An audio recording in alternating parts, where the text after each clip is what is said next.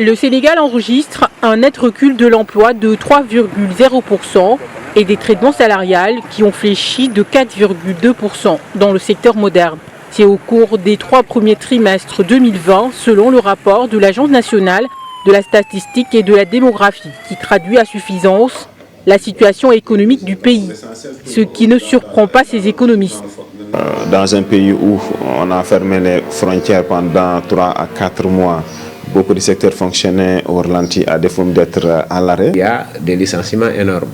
Il y a donc forcément un chômage massif qui accompagne cette baisse de production. Ce faisant, il est clair que maintenant, sur le plan d'abord du personnel, les 3,5% sont peut-être dans l'ordre de 15 000 emplois. Une récession qui risque de compliquer davantage la relance de l'économie envisagée par l'État, comme le fait remarquer l'économiste. Parce que si vous êtes à 80% de ruraux et d'artisans, cela veut dire que 80% de cette population-là vit au jour le jour.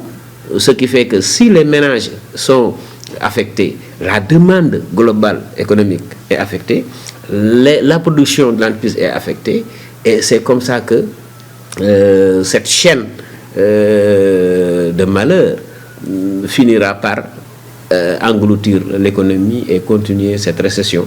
Mais pour les spécialistes de l'économie, des solutions sont tout de même envisageables. Donc il faut très rapidement essayer de voir les secteurs les plus touchés pour essayer donc de réagir, pour arrêter d'abord la saignée.